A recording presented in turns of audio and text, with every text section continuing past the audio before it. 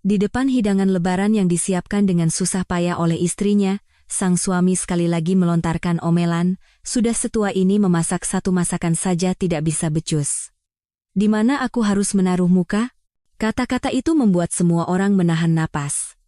Tiba-tiba, sang suami berteriak, sudahi saja semua ini. Kita cerai. Namun, saya tidak panik, malah dengan tenang tersenyum dan berkata, baiklah, ayo kita cerai. Alhamdulillah, baguslah, tekan tombol subscribe. Bersama narasi batin, saya akan membawakan kisah yang menyentuh. Kisah ini dimulai. Pagi itu adalah pagi hari raya Idul Fitri. Siti Rahayu terbangun pada pukul 5 subuh. Di dalam kamar yang masih gelap, ia menoleh ke samping dan melihat suaminya, Budi Santoso, masih tertidur pulas mendengkur. Dengan perlahan, Siti menyingkap selimut dan bangkit dari tempat tidur. Hari ini adalah hari ia harus pergi ke rumah mertuanya. Begitu kakinya menapak di luar tempat tidur, dinginnya lantai terasa di telapak kakinya. Siti berhenti sejenak, memandang keluar jendela. Matahari belum terbit, langit masih berwarna nila pekat, hanya lampu-lampu jalan yang berkelip samar di kejauhan. Tahun ini, hari itu datang lagi, gumam Siti dalam hati. Setiap tahun saat lebaran, ia selalu bekerja. Bangun subuh untuk menyiapkan makanan, pergi ke rumah mertua, dan bekerja seharian penuh hingga malam. Siti menghela napas panjang dan berjalan menuju ruang tengah. Saat lampu dapur dinyalakan, cahaya terang memenuhi ruangan yang sempit itu.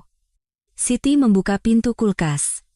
Bahan-bahan yang sudah disiapkannya sejak semalam tertata rapi. Ada ayam untuk opor, daging untuk rendang, kentang dan ati untuk sambal goreng, serta santan kelapa. Semua bahan wajib untuk masakan lebaran. Siti mengeluarkan satu persatu dan meletakkannya di atas meja dapur. Ayam sudah dibersihkan, kentang sudah dikupas, dan daging sudah dilumuri bumbu dasar. Siti mengambil ulekan dan mulai menghaluskan bumbu untuk opor. Suara tumbukan yang ritmis memecah kesunyian subuh. Sambil terus menggerus bumbu, pikirannya melayang. Sudah lebih dari 30 tahun, gumamnya. Ia menikah di usia 25 tahun, artinya sudah 31 tahun ia menjadi istri di rumah ini. Selama itu, tak sekalipun Siti bisa menikmati libur lebaran. Ia selalu bangun subuh, memasak, lalu pergi ke rumah mertua untuk mencuci piring dan bersih-bersih. Ia bahkan tidak pernah bisa pulang ke kampung halamannya sendiri pada hari-hari lebaran. Apakah ibu sehat? Ibu Siti sudah berusia 81 tahun. Belakangan ini, kakinya sakit sehingga sulit berjalan. Siti ingin sekali mengunjungi ibunya setelah lebaran, tapi itu pun tidak mudah, suaminya tidak suka. Daripada buang waktu ke rumah ibumu, lebih baik urus rumah, begitu kata suaminya selalu. Siti tidak pernah bisa membantah. Ia hanya menunduk dan menahan diri. Setelah bumbu opor halus, Siti mulai memotong kentang untuk sambal goreng. Kentang harus dipotong dadu kecil-kecil. Ia melakukannya dengan hati-hati agar pisau tidak selip. Saat ia melirik jam, waktu sudah menunjukkan pukul 05.30. Waktu berlalu begitu cepat. Siti bergegas mengambil wajan dan menaruhnya di atas kompor. Ia menuangkan minyak secukupnya, dan tak lama kemudian terdengar suara desis minyak panas. Ia memasukkan bumbu opor yang sudah halus ke dalam santan, mengaduknya perlahan di atas api kecil. Setelah aromanya pas, Siti memasukkan potongan ayam satu persatu, ia akan merebusnya hingga empuk. Opor pertama mulai matang di dalam panci. Aromanya harum dan warnanya terlihat cantik. Syukurlah, hari ini masakannya jadi dengan baik, batin Siti, merasa sedikit lega. Namun, kelegaan itu tidak berlangsung lama. Saat ia sedang menumis bumbu untuk sambal goreng ati, tiba-tiba telepon berdering. Siti terkejut dan menoleh. Jam di dinding menunjukkan waktu belum genap pukul 6. Siapa yang menelepon sepagi ini? Siti panik sambil mengecilkan api kompor. Ia bergegas ke ruang tengah dan mengangkat telepon. Halo? Mbak, ini aku, terdengar suara adiknya. Siti merasa sedikit lega. Oh, kamu. Dik, kenapa menelepon pagi-pagi sekali? Mbak kan hari ini mau ke rumah mertua. Hati-hati di jalan, ya. Ibu bilang kangen sama Mbak. Iya, Dik. Ibu baik-baik saya, kan? Iya, baik. Kakinya saja yang agak sakit, tapi pikirannya masih jernih. Beliau bilang, kalau lebaran sudah lewat, suruh Mbak mampir. Hati Siti terasa sesak. Ia sangat merindukan wajah ibunya. Iya. Baiklah. Nanti aku cari waktu untuk ke sana. Oh ya, Mbak, lanjut adiknya. Mas Budi bagaimana kabarnya sekarang? Baik-baik saja? Siti terdiam sejenak. Adiknya tahu sedikit banyak tentang keadaannya. Bagaimana suaminya memperlakukannya di rumah, dan apa yang terjadi setiap lebaran di rumah mertuanya. Tapi Siti tidak ingin bercerita.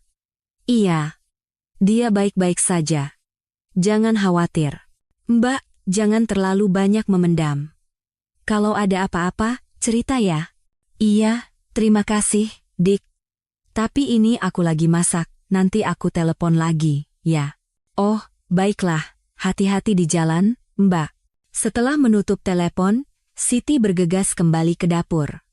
Namun, pada saat itu, bau gosong yang menyengat menusuk hidungnya. Ah! Siti berteriak dan berlari ke depan kompor. Bumbu sambal goreng di wajan sudah hangus menghitam. Siti buru-buru mematikan api dan mengangkat wajan. Aduh, bagaimana ini? Bagian bawah bumbu sudah benar-benar gosong. Siti meletakkan wajan di wastafel dan membuka jendela untuk mengeluarkan asap dan bau gosong. Tapi bau itu sudah terlanjur menyebar ke seluruh rumah. Siti memindahkan bumbu yang gosong ke piring sambil menghela napas. Waktu tidak cukup untuk membuatnya lagi. Ia tidak boleh terlambat tiba di rumah mertua. Dengan hati-hati, Siti mencoba membuang bagian yang gosong. Namun, aroma hangus itu tetap menempel. Bagaimana cara membawanya? Saat Siti sedang bingung, terdengar suara pintu kamar terbuka. Bau apa ini? Suaminya, Budi Santoso, masuk ke dapur dengan kening berkerut, masih mengenakan piyama dengan rambut acak-acakan. Budi mengendus-endus lalu menatap ke arah kompor. Apalagi yang kamu gosongkan? Suaranya dingin dan tajam. Siti panik sambil mengelap tangannya. Ah, itu. Tadi aku terima telepon, jadi lupa. Maaf. Lupa? Budi tertawa sinis. Sudah puluhan tahun mengurus dapur, masak bumbu saja tidak bisa becus? Hari ini kita ke rumah ibu, bikin malu saja. Siti tidak bisa berkata apa-apa. Dadanya terasa sesak. Ini mau kamu bawa? Budi menunjuk bumbu gosong di piring dengan jarinya. Siti mengangguk. Bagian yang gosong sudah aku buang. Sepertinya tidak apa-apa. Tidak apa-apa bagaimana? Budi berdecak. Baunya sudah begini, ibu pasti akan tahu dan berkomentar macam-macam. Semua orang di sana akan tahu betapa tidak becusnya kamu mengurus dapur. Maaf, Siti menundukkan kepala. Budi tidak berkata apa-apa lagi dan pergi ke ruang tengah. Suara langkah kakinya yang berat menjauh. Siti ditinggal sendirian di dapur. Berpegangan pada meja. Tangannya gemetar. Matanya terasa panas, tapi Siti menahannya sekuat tenaga. Jangan menangis. Kalau menangis, aku akan semakin diremehkan. Siti menelan air matanya dan kembali mengambil wajan. Masih banyak masakan yang harus diselesaikan. Rendang, opor, dan lontong. Pekerjaan masih menumpuk. Waktu berlalu hingga pukul 7. Siti sudah selesai memasak semua hidangan. Ia juga sudah membuat lontong sebanyak 6 buah. Kemudian ia mengeluarkan rendang dan sayur labu siam yang sudah dibuat kemarin, lalu memasukkannya ke dalam rantang besar. Sambil menata semua makanan ke dalam tas, Siti kembali menghela napas panjang. Semoga hari ini bisa terlewati dengan baik. Janji yang sama setiap tahunnya. Namun entah kenapa, hari ini janji itu terasa lebih berat. Dadanya terasa sesak. Di ruang tengah, suaminya duduk di sofa sambil menonton televisi. Berita pagi menyiarkan situasi lalu lintas mudik lebaran. Budi hanya menatap layar dengan remote di tangan. Sambil merapikan dapur, Siti menatap punggung suaminya. Sejak kapan suaminya berubah menjadi sedingin itu? Awal pernikahan, ia masih bisa tersenyum. Tapi entah sejak kapan, tatapan matanya pada Siti berubah. Apa salahku? Siti selalu bertanya pada dirinya sendiri. tapi tidak pernah ada jawaban. Hanya menahan dan bersabar. Itulah yang dipelajari Siti selama lebih dari 30 tahun. Mas, sudah siap semua. Kamu mandi, ya? Siti mencoba berbicara dengan hati-hati. Budi menjawab tanpa menoleh. Iya. Tapi jangan sampai telat, nanti ibu marah lagi. Iya, aku akan cepat. Siti masuk ke kamar untuk berganti pakaian. Ia mengeluarkan gamis yang biasa ia pakai untuk lebaran. Gamis berwarna merah muda lembut dengan kerudung abu-abu. Sambil mengenakannya, ia menatap cermin. Di dalam cermin, berdiri seorang wanita berusia 56 tahun. Kerutan di sekitar matanya semakin dalam, sudut bibirnya turun tanpa daya, dan beberapa helai uban terlihat di rambutnya. Siti menatap dirinya sejenak, lalu membuang muka. Tak perlu terlihat cantik. Toh tak ada yang peduli. Siti mengikat rambutnya dan memakai riasan tipis. Lalu ia keluar ke ruang tengah. Pukul 8 lebih sedikit, mereka berdua berangkat dari rumah. Budi yang menyetir, dan Siti duduk di kursi penumpang. Kursi belakang penuh dengan tas berisi makanan. Mobil keluar dari kompleks perumahan menuju jalan raya. Jalanan di hari lebaran relatif sepi. Budi terus menatap ke depan sambil menyetir, dan Siti memandang keluar jendela. Tidak ada percakapan di antara mereka. Setelah melewati jalan tol, pemandangan khas pinggiran Jakarta mulai terlihat. Gedung-gedung apartemen tinggi menghilang, digantikan oleh rumah-rumah yang lebih rendah. Siti menatap pemandangan itu dengan hampa sambil melamun. Tahun ini pun begini lagi. Siti sudah tahu apa yang akan terjadi setibanya di rumah mertua. Ibu mertuanya akan memeriksa setiap masakan dan berkomentar. Asin sekali. Potongannya tidak rapi, lontongnya terlalu lembek, selalu begitu. Dan suaminya akan menimpali di sebelahnya. Memang begitu dia, Bu. Masakannya dari dulu tidak pernah pas. Siti tidak akan bisa membantah kata-kata itu. Ia hanya akan menunduk dan menahan diri. Sekitar 1 jam kemudian, lingkungan tempat tinggal mertuanya mulai terlihat. Sebuah desa kecil. Setelah melewati jalan pedesaan dengan hamparan sawah, mobil masuk ke gang sempit, dan sebuah rumah joglo yang familiar pun tampak. Sudah sampai, kata Budi singkat. Siti mengangguk dengan wajah tegang. Begitu turun dari mobil, ibu mertuanya keluar dari teras. Ibu mertua yang berusia 85 tahun itu punggungnya sudah bungkuk, tapi tatapan matanya masih tajam. Ia mengenakan kebaya abu-abu dan memegang tongkat. Ibu, mohon maaf lahir dan batin. Apa kabar, Bu? Sapa Siti dengan sopan. Ibu mertua menatap Siti dari atas ke bawah, lalu menjawab singkat, ya, masuklah. Makanannya sudah dibawa semua? Sudah, Bu. Cepat bawa ke dapur. Ibu mertua tidak berkata apa-apa lagi dan masuk ke dalam rumah. Siti mengikuti suaminya membawa barang-barang ke teras. Melewati teras dan masuk ke ruang tengah, sudah ada beberapa kerabat yang berkumpul. Kakak Budi, Mas Agus, beserta istrinya, Mbak Dewi, dan kedua keponakannya. Mas, lama tidak bertemu, sapa Budi pada kakaknya, dan Siti pun ikut menunduk. Mbak Dewi tersenyum pada Siti, tapi senyum itu terasa dingin. Aduh, Siti, kamu pasti lelah sekali hari ini. Tapi kenapa telat sekali? Ini sudah hampir jam 9. Maaf, Mbak. Tadi menyiapkan ini itu jadi agak lama. Ya sudah, tidak apa-apa. Ayo masuk. Nada bicara Mbak Dewi lembut, tapi tatapan matanya tidak. Siti bergegas menuju dapur. Di dapur, sudah ada berbagai macam makanan yang tertata, makanan yang disiapkan oleh Mbak Dewi. Siti dengan hati-hati meletakkan makanan yang ia bawa. Saat itu, ibu mertua masuk ke dapur. Coba kulihat apa yang kamu bawa. Ibu mertua mulai membuka tutup setiap rantang. Siti berdiri di sampingnya dengan tegang.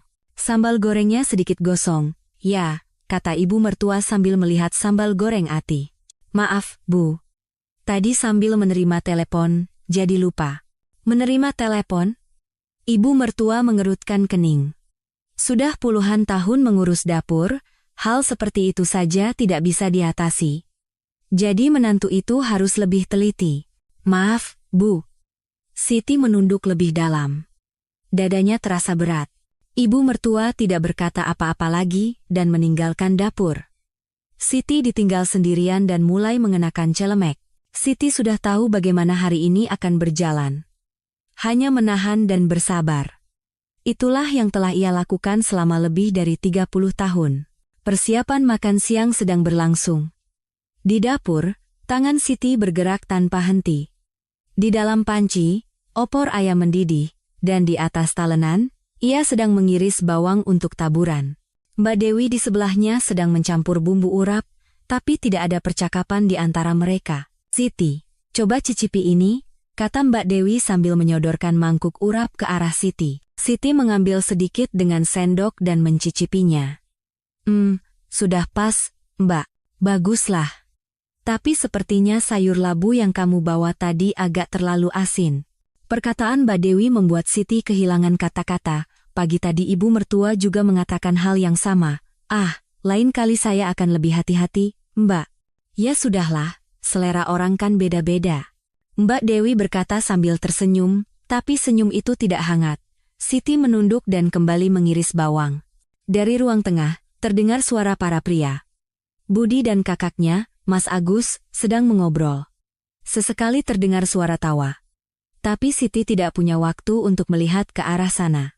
Pekerjaan yang harus dilakukan masih menumpuk. Waktu berlalu hingga pukul 11. Waktunya menata meja makan. Siti dan Mbak Dewi mulai menata makanan satu persatu di atas tikar yang digelar di ruang tengah. Ada opor, rendang, sambal goreng, sayur labu, lontong, dan aneka kue lebaran. Meja makan penuh dengan hidangan. "Ibu, makanan sudah siap," kata Mbak Dewi sambil memanggil ibu mertuanya dari kamar. Ibu mertua berjalan perlahan keluar. Dengan tongkat di tangan, ia tampak berwibawa. "Ya, terima kasih." Setelah ibu mertua duduk di depan hidangan, yang lain pun ikut berkumpul. Budi, Mas Agus, Mbak Dewi, dan para keponakan. Semua duduk melingkar menatap hidangan. Siti duduk diam di sudut. Seperti biasa, ia duduk tanpa banyak bicara. "Ayo, semuanya, silakan makan," kata ibu mertua sambil mengambil sendok terlebih dahulu. Yang lain pun mulai mengambil makanan. "Sambal goreng ini siapa yang buat?" tanya ibu mertua sambil mengambil sambal goreng ati. Hati Siti mencelos. "Saya yang buat, Bu." "Oh, ya? Tapi sepertinya sedikit gosong." "Maaf, Bu. Tadi pagi sambil terima telepon." Sambil terima telepon sampai masakan gosong, ibu mertua mengerutkan kening. Jadi menantu itu harus lebih teliti. Makanan lebaran itu harus dibuat dengan sepenuh hati. "Maaf, Bu." Siti menunduk lebih dalam. Suaminya, Budi, yang duduk di sebelahnya, tidak berkata apa-apa. Ia hanya sibuk mengambil lontong dengan sendoknya. Mbak Dewi mencoba menengahi. "Bu, tapi kan Siti sudah menyiapkannya dari pagi-pagi sekali. Walaupun disiapkan, harus benar mengerjakannya. Kalau rasanya tidak enak, apa gunanya?" Suara ibu mertua tegas. Siti tidak bisa berkata apa-apa lagi. Mas Agus mencoba mengubah suasana. "Bu, rendang ini enak sekali. Siapa yang buat?" "Itu ibu yang buat kemarin." "Wah, memang masakan ibu yang terbaik." Mendengar pujian kakaknya, Budi tersenyum canggung. Senyum itu menusuk hati Siti. "Kenapa masakanku tidak pernah dipuji?" pikir Siti dalam hati. Tapi ia tidak mengucapkannya. Ia hanya diam-diam menyuap nasi. Selama makan, Siti hampir tidak berbicara. Orang lain mengobrol tentang berbagai hal, tapi Siti hanya mendengarkan. Sesekali jika ibu mertua meminta tambahan lauk, ia segera bangkit dan mengambilkannya. "Siti, tolong ambilkan air," kata Budi. Siti mengambil gelas kosong dan pergi ke dapur. Sambil menuang air, ia menatap sejenak keluar jendela. Sinar matahari siang menyinari halaman dengan hangat, bunga-bunga di taman bergoyang tertiup angin. Siti menatap pemandangan itu dan mencoba mengatur napas. "Bunga-bunga itu pasti bebas," gumamnya dalam hati. Lalu ia kembali ke ruang tengah. Saat menyerahkan air kepada suaminya, Budi mengambilnya tanpa mengucapkan terima kasih. Menjelang akhir makan, beberapa tamu lagi datang. Mereka adalah sepupu-sepupu Budi. Pintu depan terbuka, dan terdengar sapaan ramah. "Ibu, mohon maaf lahir dan batin. Oh, kalian sudah datang. Ayo masuk." Ibu mertua menyambut dengan gembira. Saat para kerabat masuk ke ruang tengah, suasana menjadi lebih ramai. "Mas Budi, lama tidak bertemu." Salah satu sepupu menyapa Budi. Budi pun menyambutnya dengan jabat tangan. "Iya, apa kabar?" "Baik Mas, berkat doa." "Mbak Siti, apa kabar?" Sepupu itu juga menyapa Siti, tapi Siti hanya mengangguk canggung. Ia tidak terlalu akrab dengan kerabat. Mereka hanya bertemu saat lebaran. Dengan bertambahnya orang, meja makan harus ditata ulang. Siti sekali lagi pergi ke dapur, mencuci piring dan menyajikan makanan baru lagi. Mbak Dewi membantunya, tapi sebagian besar pekerjaan dilakukan oleh Siti. Mengelap piring, mencuci panci, menghangatkan kembali makanan. Tangannya tidak berhenti bekerja. "Siti, kamu capek?" tanya Mbak Dewi. Siti menggeleng. "Tidak, Mbak, tidak apa-apa. Istirahat saja. Biar aku yang kerjakan." "Tidak usah, Mbak. Saya bisa." Siti terus mencuci piring. Mbak Dewi tidak berkata apa-apa lagi, dan pergi ke ruang tengah. Ditinggal sendirian, Siti terus mencuci piring di wastafel. Air dingin membuat tangannya terasa kaku, tapi ia tidak berhenti. Ia hanya bergerak seperti mesin. "Inilah hidupku," pikir Siti tiba-tiba. Lebih dari 30 tahun ia hidup seperti ini. Setiap lebaran hanya bekerja di dapur, tidak pernah mendapat pujian, dan selalu dimarahi. "Kenapa aku hidup seperti ini?" Tapi Siti tidak menemukan jawabannya. Ia hanya terus mencuci piring. Waktu berlalu hingga pukul 1 siang. Di ruang tengah, suara tawa dan obrolan tidak berhenti. Para kerabat sedang menikmati hari raya. Siti selesai mencuci piring dan mengelap tangannya dengan serbet. Lalu ia pergi ke ruang tengah. Ia duduk diam di sudut dan mendengarkan percakapan mereka.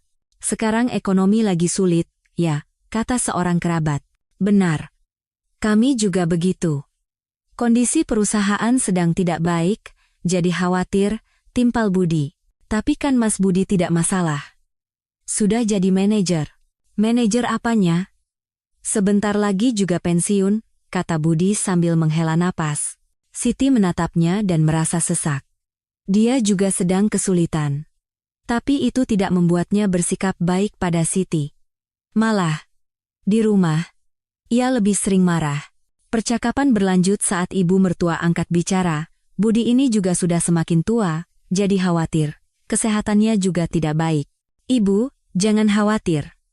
Mas Budi kan kuat," hibur seorang kerabat. "Kuat apanya? Katanya sekarang tekanan darahnya tinggi dan ada diabetes," kata ibu mertua sambil menggeleng. Siti terkejut mendengar itu. Ia baru tahu suaminya punya diabetes. Kenapa dia tidak pernah memberitahuku? Siti menatap suaminya, tapi Budi sama sekali tidak menatapnya. Ibu mertua melanjutkan, harusnya istrinya lebih memperhatikan kesehatannya.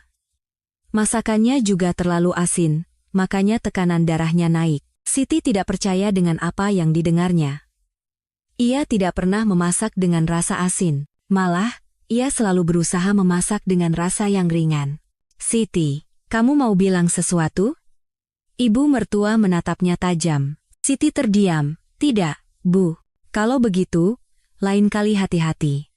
Kesehatan suami itu yang paling penting." "Baik, Bu." Siti menundukkan kepala. Dadanya sesak dan merasa tidak adil, tapi ia hanya bisa menahannya. Mbak Dewi mencoba mengubah suasana. "Bu, kue nastar lebaran kali ini enak sekali." "Oh ya? Terima kasih. Memang kue itu harus dibuat dengan sepenuh hati." Ibu mertua tampak senang dengan pujian Mbak Dewi. Siti menatap pemandangan itu dengan getir. "Sekeras apapun aku berusaha, aku tidak akan pernah dipuji." Semakin sore, Siti semakin lelah. Ia terus bekerja di dapur, dan di ruang tengah, tidak ada yang memperhatikannya. Sekitar pukul 2, salah seorang kerabat keluar untuk merokok. Budi ikut menyusul. Siti melihat mereka dari jendela. Di halaman, Budi dan kerabatnya sedang mengobrol. Asap rokok mengepul. Siti menatap pemandangan itu dan tiba-tiba merasa penasaran. Apa yang dia pikirkan tentangku? Sudah 31 tahun menikah, tapi Siti tidak pernah tahu isi hati suaminya. Sudah lama ia tidak mendengar kata cinta, dan tidak pernah ada kata terima kasih. Hanya orang yang tinggal bersama. Itulah hubungan Siti dan suaminya. Suara ibu mertua terdengar lagi. Siti, kupas buah. Baik, Bu. Siti sekali lagi pergi ke dapur. Ia mengambil apel dan pir dari kulkas dan mulai mengupasnya. Sambil mengupas, pikirannya kalut. Sampai kapan aku harus hidup seperti ini? Tapi Siti tidak bisa menjawab pertanyaan itu. Ia hanya mengupas buah, menatanya di piring, dan membawanya ke ruang tengah. Pukul 3 sore, suasana menjadi sedikit lebih santai. Orang-orang bersandar di sofa sambil menonton televisi atau mengobrol pelan. Siti masih di dapur. Ia harus menyiapkan makan malam lebih awal. Merapikan sisa makanan, menghangatkan kembali opor, dan mulai menanak nasi. Mbak Dewi masuk ke dapur. Siti, kamu benar-benar tidak apa-apa? Wajahmu pucat. Tidak apa-apa, Mbak. Siti memaksakan senyum. Tapi hatinya berkata lain. Mana mungkin tidak apa-apa? Aku lelah sekali. Mbak Dewi tidak bertanya lagi dan keluar. Siti sendirian terus bekerja. Saat itu, Budi masuk dari luar. Tercium bau rokok. Budi melirik Siti saat melewati dapur, tapi tidak berkata apa-apa. Siti menatap punggungnya dan menghela napas panjang. Sabar sedikit lagi hari ini. Siti mencoba menenangkan dirinya. Tapi perasaan sesak di dadanya tidak hilang. Hari raya belum berakhir. Ia harus bertahan sampai malam, dan setelah itu, masih ada waktu-waktu lain yang menantinya. Siti kembali mengambil pisau dan mulai mengiris sayuran. Hanya itu yang bisa ia lakukan. Waktu makan malam tiba. Siti sedang melakukan persiapan terakhir di dapur. Ia menghangatkan kembali opor, menata lauk di piring dengan cantik, dan menyendok nasi ke mangkuk. Karena bekerja seharian tanpa henti, pinggangnya terasa sakit, tapi Siti tidak menunjukkannya. Siti, siapkan meja makan. Terdengar suara ibu mertua. Siti bergegas membawa makanan ke ruang tengah. Saat makan malam disiapkan, para kerabat satu persatu duduk di tempatnya. Budi, Mas Agus, Mbak Dewi, dan para sepupu, total lebih dari 10 orang berkumpul. Wah, sudah lama sekali kita tidak kumpul selengkap ini, kata Mas Agus. Ibu mertua mengangguk puas. Iya. Lebaran memang paling nikmat kalau keluarga berkumpul seperti ini. Setelah semua duduk, Siti pun duduk di sudut. Tapi ia bahkan tidak sempat duduk dengan tenang. Seseorang minta diambilkan air, seseorang minta tambahan lauk. Siti, tolong ambilkan sambal lagi. Siti terus-menerus berdiri dan duduk. Orang lain makan dengan nyaman, tapi tidak dengan Siti. Ayo, kita semua bersulang. Kata Mas Agus sambil mengangkat gelas berisi sirup. Budi pun menyodorkan gelasnya. Tak lama, gelas-gelas mulai beradu di antara para pria. Suara denting gelas terdengar. Orang-orang tertawa sambil minum. 1 gelas, 2 gelas, 3 gelas. Suasana semakin hangat. Suara mereka semakin keras, dan tawa semakin sering terdengar. Siti menatap pemandangan itu sambil makan dalam diam. Mas Budi, bagaimana perusahaan sekarang? Tanya salah seorang sepupu. Budi menghabiskan minumannya dan menghela napas. Ah, jangan ditanya. Susah sekali. Tapi kan Mas sudah jadi manajer. Manajer apanya? Di atas ditekan, di bawah tidak mau dengar. Stres saja yang menumpuk. Suara Budi terdengar lelah. Siti mendengarnya dan merasa sedikit sakit hati. Ia tahu suaminya sedang kesulitan, tapi itu tidak membuatnya bersikap baik pada Siti. Malah, di rumah, ia melampiaskannya. Mas, tapi kan kalau di rumah bisa santai, kata sepupu itu. Budi tertawa sinis. Rumah bikin santai? Jangan bercanda. Hati Siti mencelos mendengar kata-kata itu. Budi terus berbicara. Di rumah malah lebih bikin sesak. Tidak ada yang beres. Kan ada Mbak Siti. Mbak Siti? Budi melirik Siti. Tatapannya dingin. Dia bisa apa? Bisa masak dengan benar saja sudah untung. Napas Siti tercekat. Mengatakan hal seperti ini di depan semua orang. Siti menunduk dan meletakkan sendoknya. Mas Agus tertawa canggung. Jangan begitu. Nanti istrimu tersinggung. Tersinggung? Aku bicara fakta, kenapa harus tersinggung? Budi menenggak minumannya lagi. Wajahnya memerah. Ibu mertua menengahi. Budi, sudah. Ini hari Lebaran, kenapa bicara seperti itu? Bu, apa saya salah? Sudah lebih dari 30 tahun hidup bersama, apa ada yang berubah jadi lebih baik? Air mata Siti mulai menggenang, tapi ia menahannya sekuat tenaga. Orang lain saling pandang dengan canggung. Mbak Dewi menatap Siti dengan khawatir. Siti, kamu tidak apa-apa? Siti mengangguk. Tapi mana mungkin tidak apa-apa. Budi terus berbicara sambil minum. Aku tidak tahu kenapa aku hidup seperti ini. Setiap hari kerja keras di kantor, pulang ke rumah pun tidak pernah tenang. Mas, sudah, Mas, sepupunya mencoba menghentikan, tapi Budi tidak mendengarkan. Kalian tahu, kenapa hidupku jadi begini? Budi menatap lurus ke arah Siti. Siti tidak berani balas menatap. Karena wanita ini. Wanita ini yang menghancurkan hidupku. Seketika ruang tengah menjadi sunyi. Semua orang menahan napas dan menatap Budi. Siti merasa seluruh tubuhnya membeku. Telinganya berdengung, dan dadanya begitu sakit hingga ia tidak bisa bernapas. Mas, jangan begitu. Sepupunya mencoba berbicara, tapi Budi mengibaskan tangannya. Aku bicara fakta, kenapa kalian semua melarang? Aku hidup susah begini, tapi di rumah dia tidak melakukan apa-apa. Masakannya tidak enak, rumah berantakan, diajak bicara pun tidak nyambung. Tangan Siti gemetar.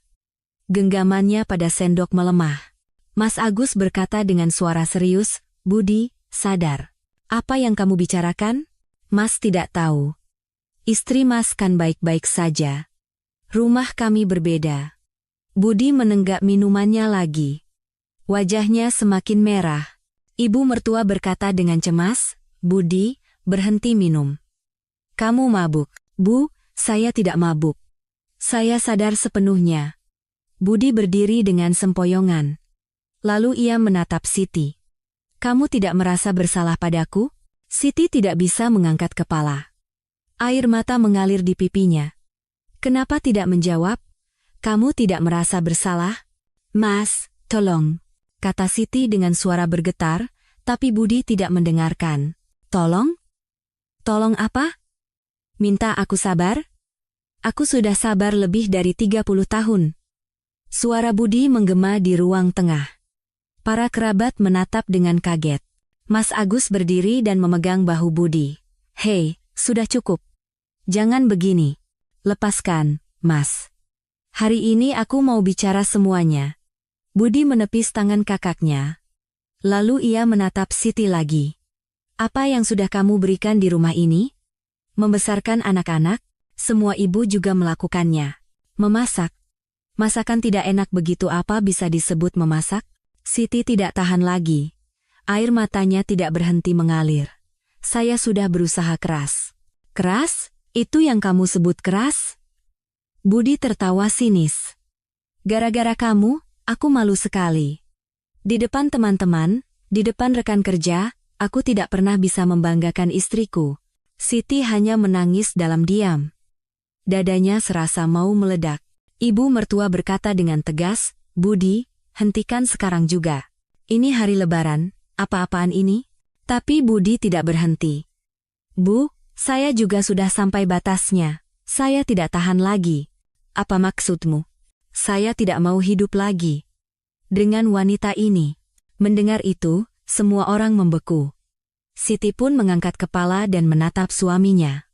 Budi mengeluarkan sesuatu dari sakunya.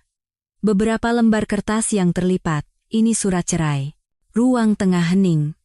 Tidak ada yang berbicara. Budi meletakkan surat itu di atas meja.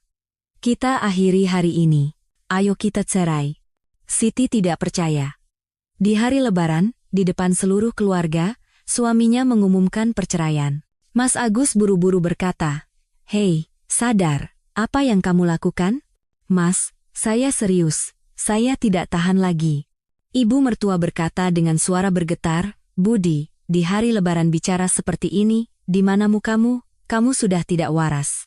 Bu, saya waras. Saya sudah lama memikirkannya. Budi bersikeras. Siti menatapnya dan merasa seluruh tenaganya hilang. Para kerabat saling berbisik. Seseorang menghela napas. Siti menatap surat cerai di atas meja. Di atas kertas itu, tertulis nama suaminya. Apakah ini mimpi? Pikir Siti. Rasanya tidak percaya semua ini nyata. Budi duduk kembali dengan sempoyongan. Ia minum 1 gelas lagi. Ruang tengah masih sunyi. Tidak ada yang makan, tidak ada yang bicara. Dalam keheningan itu, Siti menangis sendirian. Apakah pernikahan 30 tahun ini berakhir seperti ini? Di hari Lebaran, di depan seluruh keluarga, Mbak Dewi perlahan mendekati Siti. Siti, kamu tidak apa-apa. Siti menggeleng. Mana mungkin tidak apa-apa. Ibu mertua menghela napas. Sudah, hari ini cukup sampai di sini. Semuanya, habiskan makanannya. Tapi tidak ada yang mengangkat sendok. Suasana benar-benar buruk.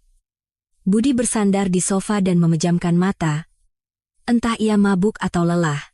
Siti bangkit pelan-pelan. Ia pergi ke dapur dan minum segelas air.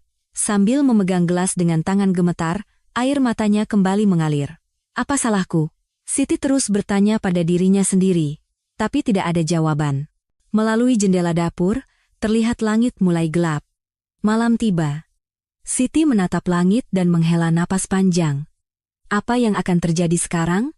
Keheningan di ruang tengah terus berlanjut. Siti tidak bisa keluar dari dapur. Dengan kaki gemetar, ia berpegangan pada wastafel. Di telinganya, kata-kata suaminya terus terngiang. Kita akhiri hari ini, ayo kita cerai. Apakah kata-kata itu sungguhan? Siti menggeleng. Tidak, ia harus menyangkalnya. Dia pasti bicara karena mabuk. Besok dia akan menyesal. Ia mencoba menenangkan dirinya. Tapi hatinya tahu. Tatapan mata suaminya menunjukkan keseriusan. Dari ruang tengah, terdengar suara Mas Agus. Budi, sadar, apa yang kamu lakukan? Mas, saya sadar sepenuhnya.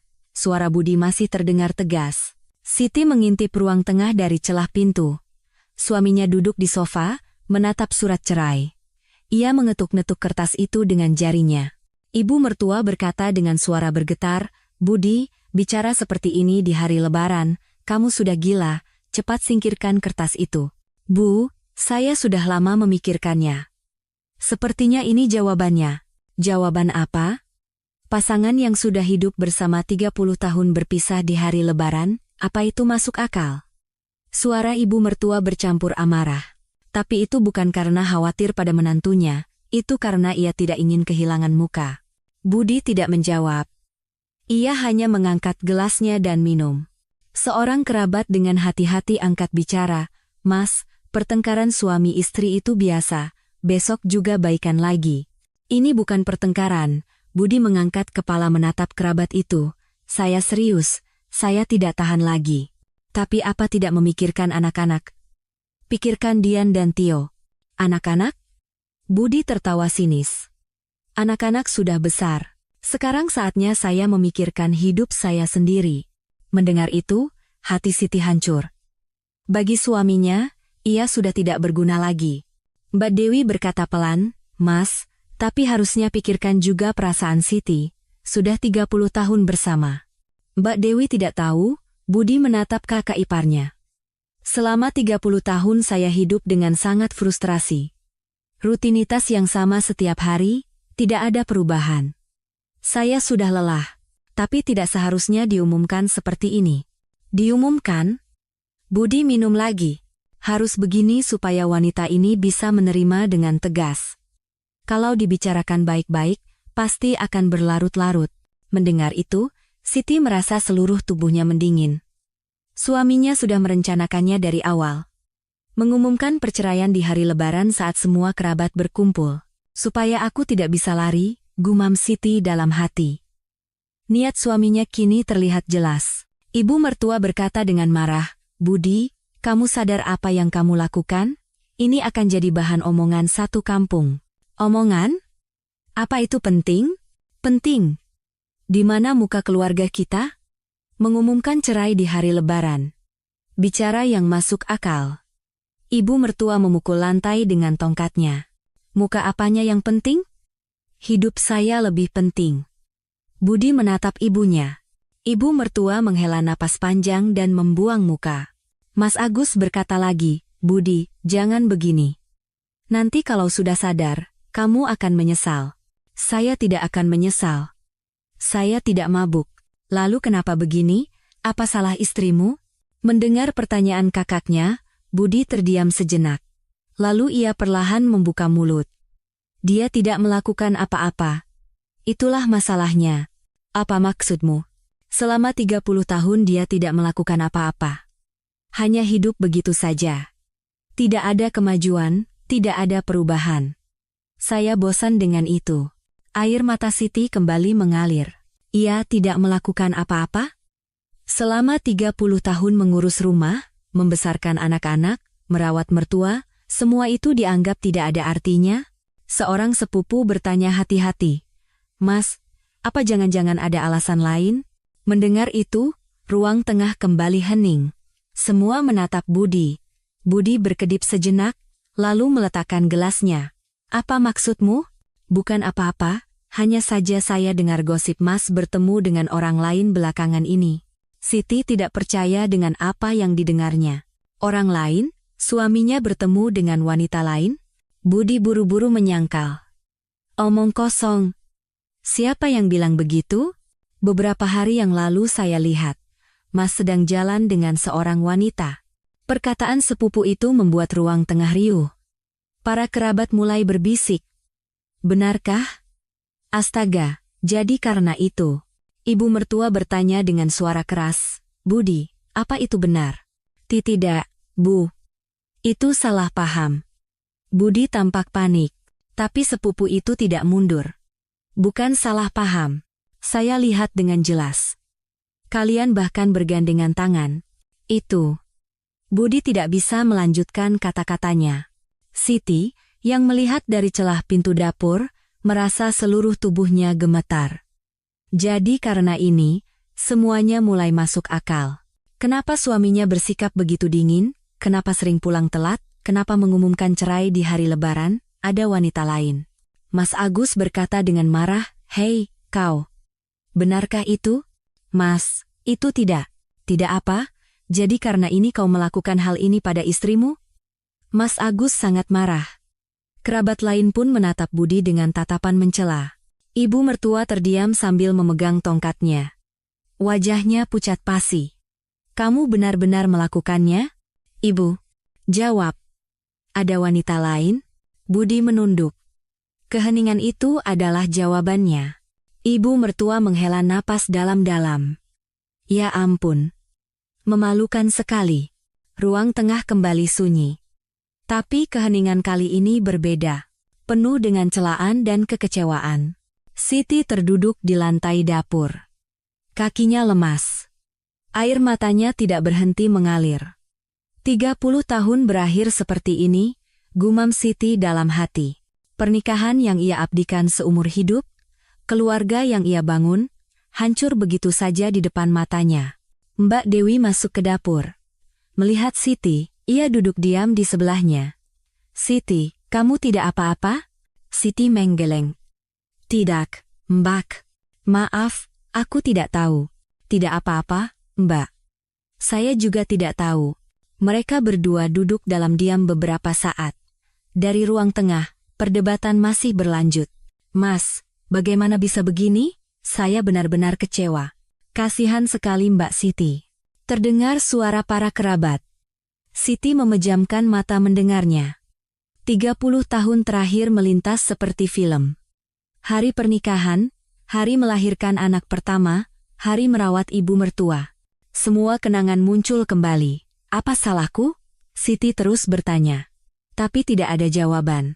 Mbak Dewi berkata pelan, "Siti, sekarang apa yang akan kamu lakukan?" Siti tidak bisa menjawab. Ia tidak tahu harus berbuat apa. Dari ruang tengah, terdengar suara Budi. Pokoknya saya sudah memutuskan, saya akan bercerai. Kamu yang berbuat salah, tapi dengan percaya diri minta cerai? Tanya Mas Agus. Salah? Saya juga berhak bahagia. Lalu kebahagiaan istrimu tidak kamu pikirkan? Mbak Siti juga bisa memulai hidup baru. Perkataan Budi membuat para kerabat kembali riuh.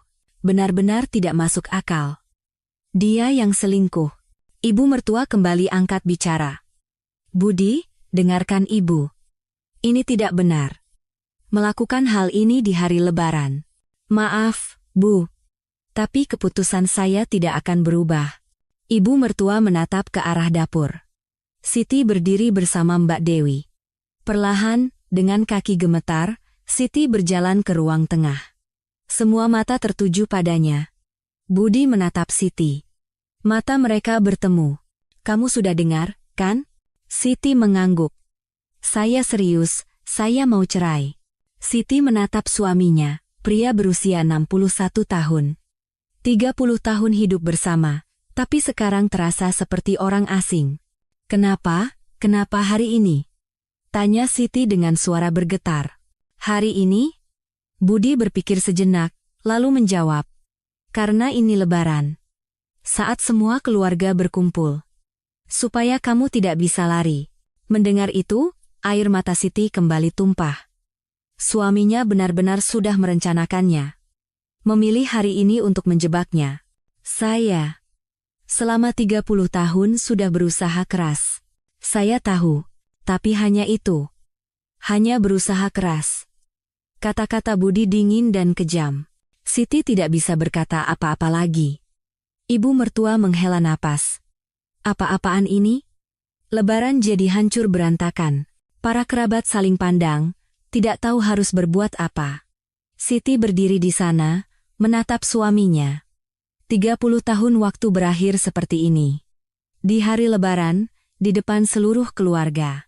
Suasana di ruang tengah terasa berat. Siti berdiri di depan suaminya. Air matanya sepertinya sudah habis, tidak keluar lagi. Hanya perasaan hampa yang tersisa. Budi duduk di sofa, menatap Siti. Pandangan mereka bertemu, tapi tidak ada emosi di sana. Duduklah, kata Budi. Siti perlahan duduk di kursi di seberangnya. Ibu mertua dan kerabat lain hanya menonton. Tidak ada yang berbicara. Hanya suara napas yang terdengar. Budi membuka mulut. Saya sudah lama memikirkannya. Sangat lama. Siti tidak menjawab. Ia siap mendengarkan. 30 tahun itu waktu yang panjang, bisa juga singkat. Tapi saya sudah lelah. Budi berbicara dengan tenang. Saya mencoba mengingat, apakah saya pernah bahagia hidup denganmu? Jujur, saya tidak ingat. Hati Siti serasa terkoyak. Tapi ekspresinya tidak berubah. Mas Agus tidak tahan dan menyela. Hei, sudah cukup, apa yang kamu bicarakan? Mas, tolong dengarkan. Saya ingin mengungkapkan isi hati saya. Budi menatap kakaknya, lalu kembali menatap Siti. Kamu bukan orang jahat. Kamu sudah berusaha keras. Mengurus rumah, membesarkan anak-anak. Saya akui itu. Tapi, Siti untuk pertama kalinya membuka mulut. Tapi hanya itu. Tidak lebih, tidak kurang. Apa maksudmu? Kita tidak nyambung kalau bicara. Setiap kali saya ada masalah di kantor dan bercerita padamu, kamu tidak pernah mengerti. Suara Budi dipenuhi keluhan yang sudah lama terpendam. Kalau bertemu teman-teman, mereka semua membanggakan istrinya. Istriku begini, istriku begitu. Tapi saya tidak pernah bisa. Karena tidak ada yang bisa dibanggakan. Siti mengepalkan tangannya erat. Kukunya menancap di telapak tangannya. Mbak Dewi tidak tahan dan berkata, Mas, itu keterlaluan. Siti sudah berkorban begitu banyak. Mbak Dewi, berkorban saja tidak cukup. Saya juga berhak bahagia. Budi bersikeras. Ibu mertua bertanya dengan suara bergetar, Jadi karena itu kamu bertemu wanita lain? Budi terdiam sejenak. Lalu perlahan mengangguk. Iya, Bu. Ruang tengah kembali riuh. Dugaan itu menjadi kenyataan. Budi, kamu benar-benar. Ibu mertua tidak bisa melanjutkan kata-katanya. Ia terlalu terkejut. Sepupu itu kembali angkat bicara. Mas, jadi yang saya lihat beberapa hari lalu itu benar, ya? Siapa wanita itu? Itu tidak penting. Penting. Mbak Siti juga berhak tahu. Perkataan sepupu itu disetujui kerabat lain dengan anggukan. Budi menghela napas. Rekan kerja junior. Usianya 35 tahun. Mendengar itu, Siti terkejut. 35 tahun? Wanita yang 21 tahun lebih muda darinya. 35 tahun? Mas Agus bertanya dengan ekspresi tidak percaya. Kau sudah gila. Benar-benar gila. Mas, usia apa pentingnya? Saya merasa nyaman bersamanya. Bisa diajak bicara, dan dia mengerti saya. Mendengar perkataan Budi, Siti tertawa. Tawa yang getir. Tentu saja nyaman. Wanita muda, tidak setua saya. Suara Siti dingin. Budi sedikit terkejut mendengar suara itu. Bukan begitu. Bukan begitu apanya, jujur saja. Kamu suka karena dia lebih muda dan lebih cantik dari saya, kan? Siti menatap lurus suaminya. Budi membuang muka. Ibu mertua memukul lantai dengan tongkatnya. Memalukan. Pria umur 60-an bertemu dengan wanita 35 tahun. Bu, saya baru 61 tahun. Hidup saya masih panjang. Kalau hidup masih panjang, harusnya jaga keluarga. Bukan selingkuh. Ibu mertua marah. Tapi kemarahannya bukan untuk menantunya. Melainkan karena gengsi keluarga. Seorang kerabat bertanya hati-hati, Mas, lalu sejak kapan? Sekitar setahun. 1 tahun. Napas Siti tercekat. Selama setahun ia tidak tahu apa-apa. Jadi selama setahun kau menipuku. Suara Siti bergetar. Bukan menipu. Hanya tidak memberitahu. Itu sama saja menipu. Siti untuk pertama kalinya meninggikan suara. Budi menatap Siti dengan kaget. Selama setahun aku percaya padamu. Saat kau bilang pulang telat karena kerjaan, saat kau bilang minum-minum dengan teman, aku percaya semuanya. Ternyata itu semua bohong. Kamu juga tidak pernah bertanya. Apa aku harus bertanya baru kau bicara? Dalam hubungan suami istri? Suara Siti dipenuhi amarah. Mbak Dewi memegang bahu Siti. Siti, tenang.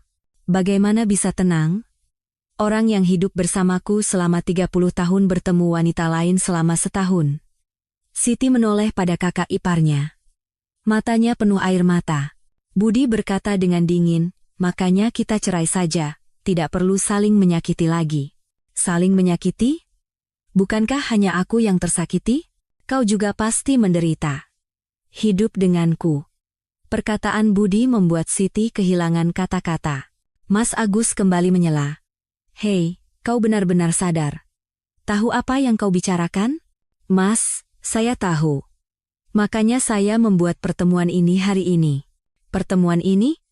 Mas Agus mengerutkan kening. Iya, saya pikir, dengan mengatakannya di hari Lebaran saat semua keluarga berkumpul, kita bisa menyelesaikannya dengan bersih. Menyelesaikan? Menyelesaikan 30 tahun? Supaya bisa memulai hidup baru. Budi terdengar kejam. Siti merasa seluruh tubuhnya gemetar mendengar kekejaman itu. Sepupu itu bertanya lagi, Mas, lalu apa Mas berniat menikah lagi dengan wanita itu? Budi ragu sejenak, lalu mengangguk. Iya, saya berniat begitu. Ruang tengah kembali riuh. Mendengar itu, Siti merasa segalanya hancur. Aku harap ini mimpi, gumam Siti. Tapi ini bukan mimpi. Ini kenyataan yang begitu nyata. Ibu mertua menggeleng. Kamu benar-benar sudah gila.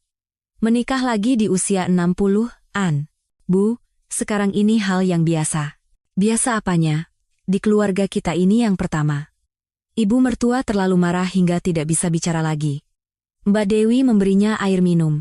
Mas Agus mendekati Budi. Kau benar-benar tidak akan menyesal? Tidak. Tidak merasa bersalah pada istrimu?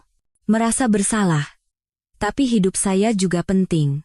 Budi tidak goyah sedikit pun. Mas Agus menghela napas dan menggeleng. Aku benar-benar kecewa padamu. Para kerabat satu persatu mulai berdiri. Mereka tidak ingin berada di sana lagi. Kami pamit dulu. Iya, hati-hati di jalan, jawab ibu mertua dengan lemas. Para kerabat menatap Siti dengan ekspresi kasihan sebelum pergi. Di ruang tengah, hanya tersisa ibu mertua, keluarga kakak ipar, serta Budi dan Siti. Siti menatap suaminya. Orang yang telah hidup bersamanya selama 30 tahun. Sekarang menjadi orang yang benar-benar asing. Kau benar-benar ingin cerai? Tanya Siti untuk terakhir kalinya. Budi menjawab tanpa ragu, iya. Saya serius. Baiklah. Siti berdiri pelan. Lalu pergi ke dapur. Mbak Dewi mengikutinya. Siti, kamu tidak apa-apa? Tidak, Mbak. Saya tidak baik-baik saja. Siti menatap keluar jendela. Langit malam dihiasi bintang-bintang. Tapi mau bagaimana lagi? Kalau dia sudah mau begitu, tidak apa-apa. Saya juga sekarang harus berpikir. Siti menoleh pada kakak iparnya. Matanya menunjukkan tekad. Dari ruang tengah, terdengar suara Budi. Besok pagi kita bicara resmi, hari ini semua pasti lelah. Tapi tidak ada yang menjawab. Siti berdiri di dapur, menatap lampu-lampu desa di kejauhan. Hidupku akan jadi seperti apa sekarang? Belum ada jawaban. Tapi satu hal yang pasti. Pernikahan 30 tahun ini berakhir hari ini, di hari Lebaran, dan akhir ini ditentukan oleh suaminya. Siti menghela napas panjang dan memejamkan mata. Malam semakin larut. Siti tidak keluar dari dapur. Ia berdiri termangu menatap keluar jendela. Mbak Dewi terus menemaninya. Di ruang tengah, ibu mertua, Mas Agus, dan Budi berbicara dengan suara pelan. Siti tidak bisa mendengar apa yang mereka bicarakan, tapi ia bisa merasakan suasana yang berat. Siti mengenang 30 tahun terakhir. Saat menikah di usia 25 tahun, Siti percaya ia akan bahagia. Suaminya memang tidak romantis, tapi ia rajin bekerja dan punya pekerjaan tetap. Keluarga mertuanya memang sulit, tapi masih bisa ditahan. Namun seiring berjalannya waktu, semuanya berubah. Suaminya menjadi semakin dingin, dan Siti semakin tenggelam dalam urusan rumah tangga. Percakapan berkurang, dan usaha untuk saling memahami pun lenyap. Tapi aku tidak pernah berpikir akan sampai bercerai, gumam Siti. Meskipun tidak bahagia, ia percaya harus mempertahankan keluarga. Paling tidak demi anak-anak. Tapi suaminya berbeda. Ia memilih kebahagiaannya sendiri. Mbak Dewi berkata pelan, Siti, minum air dulu. Siti menggeleng. Tidak usah, Mbak. Mana mungkin tidak apa-apa. Kamu pasti sangat tertekan. Tentu saja, Mbak. Tapi mau bagaimana lagi? Suara Siti terdengar pasrah. Mbak Dewi semakin khawatir melihatnya. Siti, menangis saja. Jangan ditahan. Air mata saya sudah habis, sudah tidak keluar lagi. Siti tersenyum getir. Saat itu, terdengar suara ibu mertua dari ruang tengah.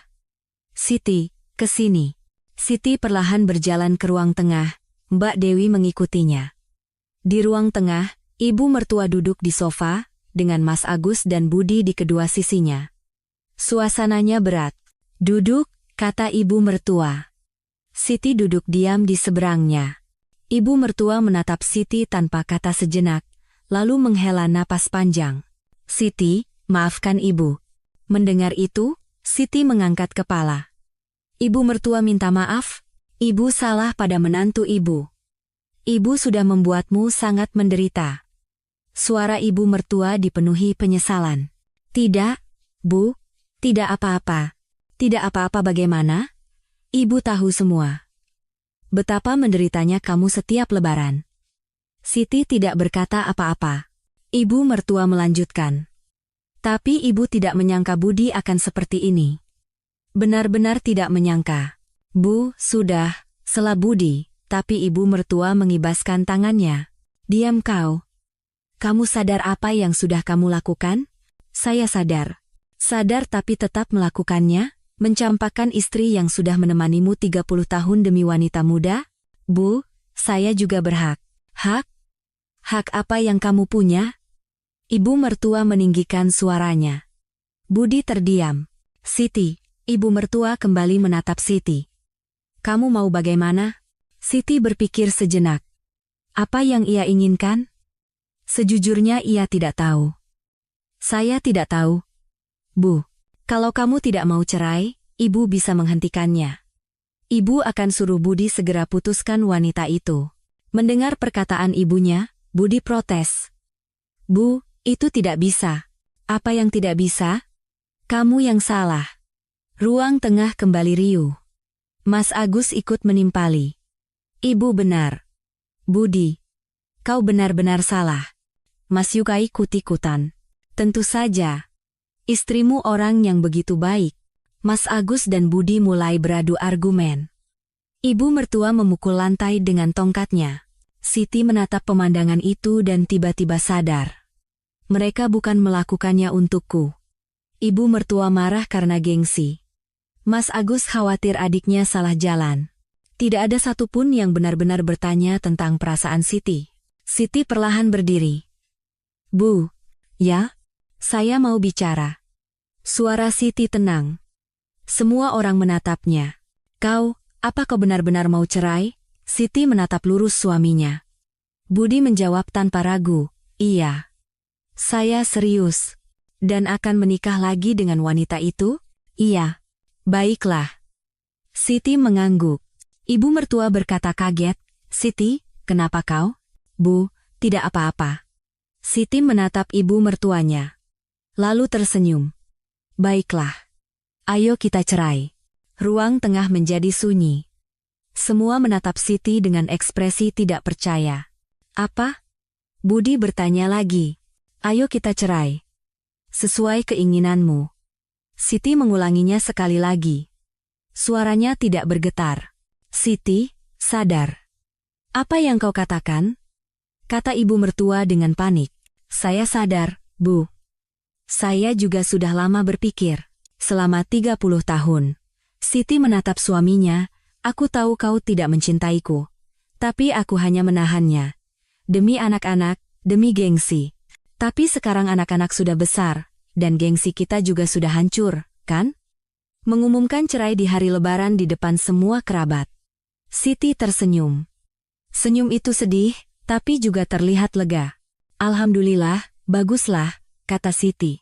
Apa? Budi bingung. Baguslah, kataku. Ayo kita cerai. Aku juga sudah menunggu. Perkataan Siti membuat semua orang terkejut. Mbak Dewi menutup mulutnya, dan Mas Agus membelalakan matanya.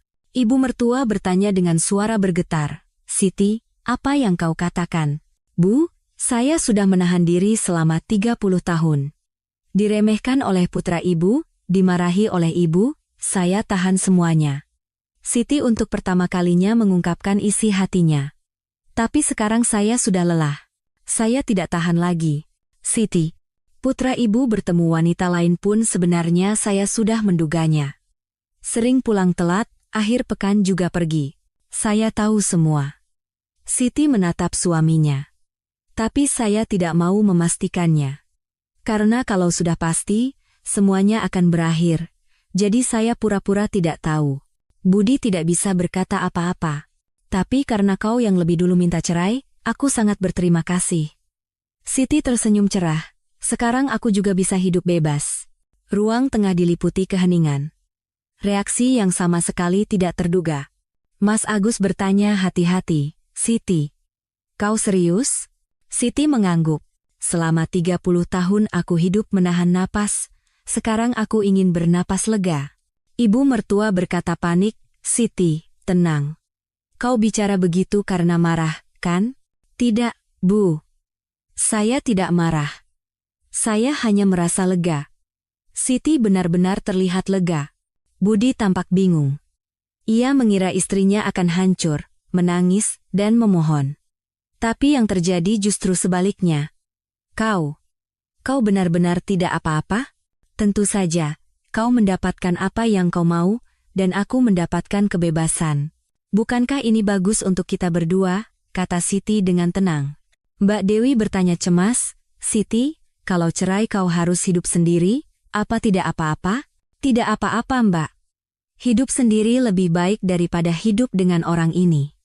Perkataan Siti membuat Budi merasa tertusuk. Kau juga merasa hidup denganku seperti di neraka, kan? Sekarang kita berdua bebas. Siti berkata sambil tersenyum. Ibu mertua menghela napas. Kalian berdua benar-benar sudah gila.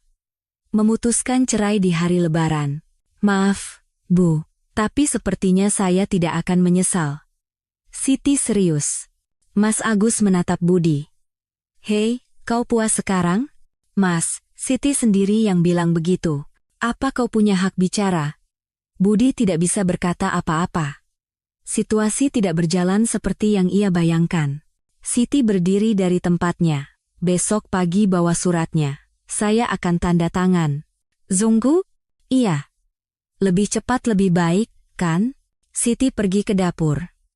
Mbak Dewi mengikutinya. Siti, kau benar-benar tidak apa-apa? Iya, Mbak. Justru sekarang pikiran saya paling jernih. Siti menatap keluar jendela. Bintang-bintang di langit malam berkelip. Ini awal yang baru, gumam Siti. Ia merasa takut, tapi sekaligus bersemangat. Saatnya melepaskan beban 30 tahun.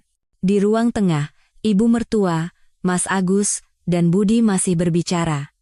Tapi Siti tidak peduli lagi. Sekarang saatnya ia menjalani hidupnya sendiri. Siti menarik napas dalam-dalam. Udara malam musim kemarau yang sejuk memenuhi paru-parunya. Lalu ia menghembuskannya perlahan. Seolah-olah menghembuskan napas 30 tahun sekaligus. Keesokan paginya, fajar menyingsing. Siti terbangun subuh. Ia tidur di kamar kecil di rumah mertua. Rasanya semalam tidak bisa tidur sama sekali. Tapi anehnya, kepalanya terasa jernih. Melalui jendela, ia melihat matahari baru terbit. Langit jingga tampak indah. Hari ini, gumam Siti. Hari ini ia akan menandatangani surat cerai. Siti perlahan bangkit dan berganti pakaian. Bukan gamis yang ia pakai kemarin, melainkan pakaian biasa. Di cermin, wajahnya tampak lelah, tapi sorot matanya tajam. Saat pergi ke dapur, ibu mertua sudah bangun, sedang menyeduh teh. Pagi, Bu. Ya, sudah bangun? Sudah, Bu, itu bohong. Tapi ibu mertua mungkin juga tahu. Minum teh dulu.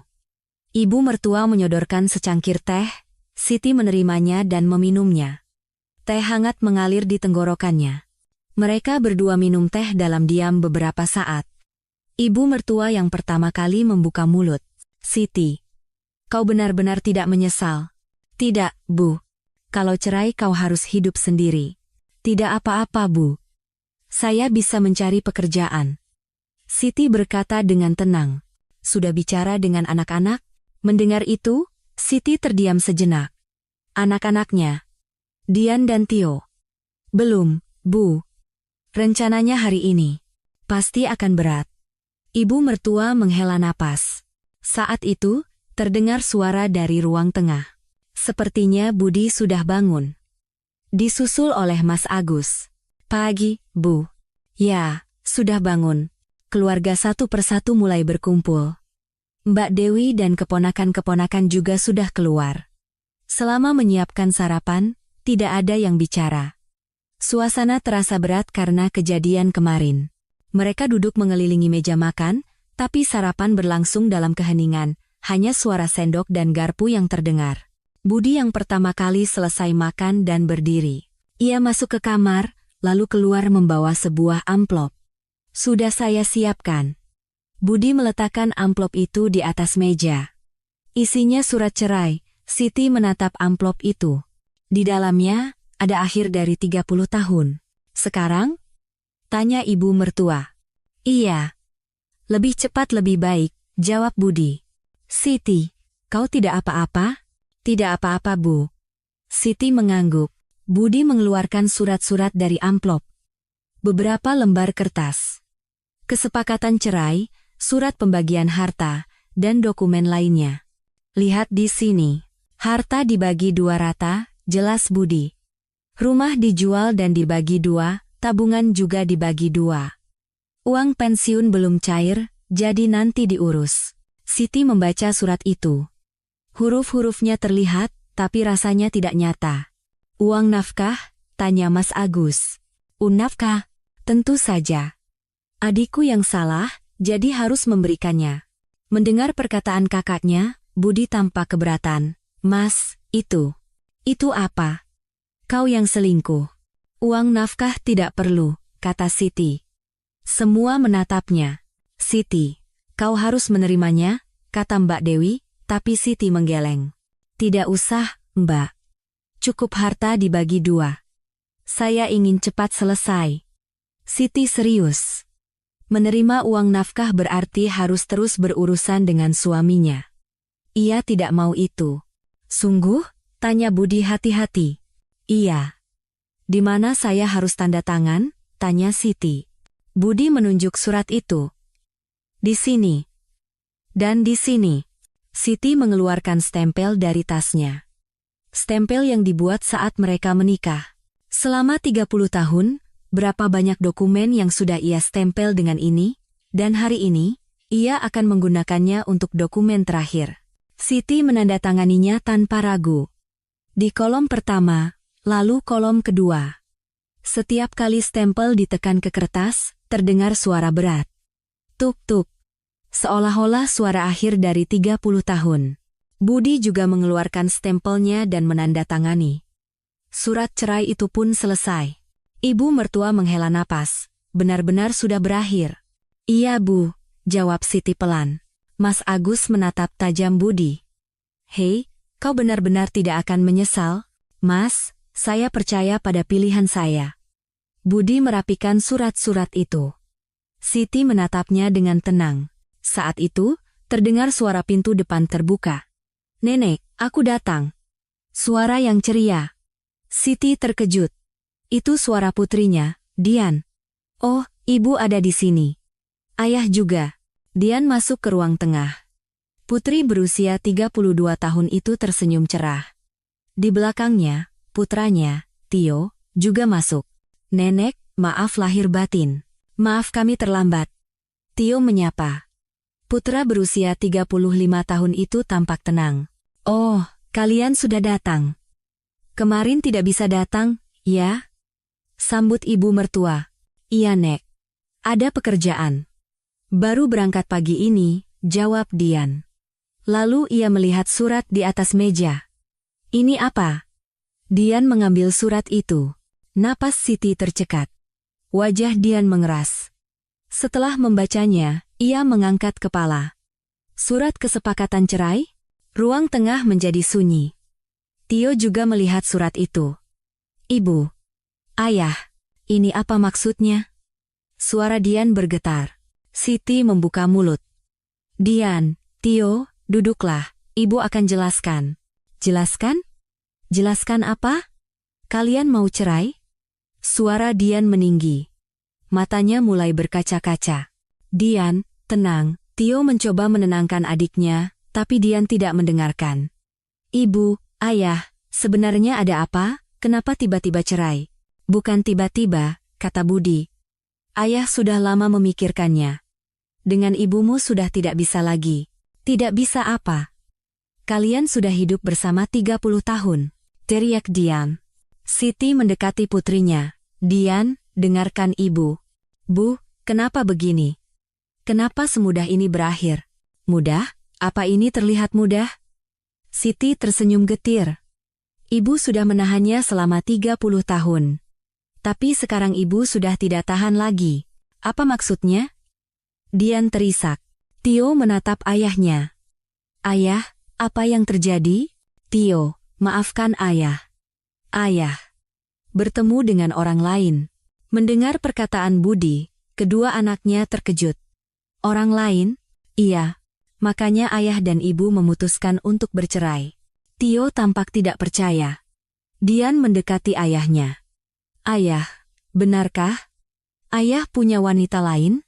Iya. Bagaimana bisa, pada ibu? Dian menangis. Siti memeluk putrinya. Dian, tidak apa-apa. Ibu tidak apa-apa. Tidak apa-apa bagaimana? Keluarga yang sudah 30 tahun bersama hancur begini, Dian menangis di pelukan ibunya. Tio menatap tajam ayahnya. Ayah, bagaimana bisa melakukan ini pada ibu? Tio, Ayah juga berhak bahagia. Bahagia? Apa ini yang namanya bahagia? Meninggalkan keluarga? Suara Tio dingin. Budi tidak berani menatap mata putranya. Mas Agus menengahi. Anak-anak, tenanglah. Ini urusan orang dewasa. Paman, apa ini urusan orang dewasa? Keluarga kami hancur, teriak Dian. Ibu mertua menghela napas. Dian, Tio. Nenek juga sudah melarang. Tapi ayah kalian keras kepala. Nenek. Dian menatap neneknya. Lalu kembali menatap ayahnya. Ayah, benar-benar mau cerai? Iya. Dan menikah lagi dengan wanita itu? Dian, itu. Jawab. Suara Dian bergetar. Rencananya begitu. Mendengar jawaban ayahnya, Dian menggeleng. Aku tidak percaya. Aku benar-benar kecewa. Dian berbalik dan hendak pergi. Siti memegang lengannya. Dian, jangan pergi. Lepaskan, Bu. Aku sedang sangat marah, tidak tahu akan berbuat apa. Dengarkan ibu dulu. Siti mendudukkan putrinya. Dian terus menangis. Tio juga duduk di kursi. Kedua anak itu menatap orang tua mereka. Siti membuka mulut. Dian, Tio, ibu minta maaf. Ibu ingin menunjukkan yang terbaik untuk kalian, tapi jadinya begini. Siti tersenyum getir. Tapi ibu juga sekarang ingin hidup, untuk diriku sendiri. Bu, tapi kita kan keluarga, isak Dian. Keluarga. Dian, ayahmu sudah memilih jalan lain, dan ibu juga sekarang ingin bebas. Mendengar perkataan ibunya, Dian terdiam. Tio bertanya pelan, Bu, ibu benar-benar tidak apa-apa? Iya, Tio. Ibu tidak apa-apa. Siti mengangguk. Ibu akan memulai hidup baru. Sendirian. Sendirian? Iya. Memang menakutkan, tapi juga membuatku bersemangat. Siti tersenyum. Ia serius. Dian menatap ibunya dan kembali menangis. Bu, aku masih belum bisa mengerti. Tidak apa-apa. Pelan-pelan saja. Tapi ibu tidak mau melihatmu hidup menderita lagi. Perkataan Dian membuat hati Siti terenyuh. Terima kasih, Dian. Tio juga berkata pelan, Bu, saya di pihak ibu. Tio, ayah, saya kecewa. Tio menatap ayahnya. Budi menunduk. Ruang tengah kembali sunyi. Surat cerai itu masih tergeletak di atas meja. Akhir dari 30 tahun. Dan awal yang baru. Siti menatap anak-anaknya dan berpikir. Sekarang dimulai. Seminggu setelah Lebaran, Siti kembali ke rumahnya. Atau lebih tepatnya, rumah yang bukan lagi miliknya sepenuhnya. Rumah yang akan segera dijual. Duduk di sofa ruang tengah, Siti tampak kosong. Rumah yang ditinggal suaminya terasa begitu sepi.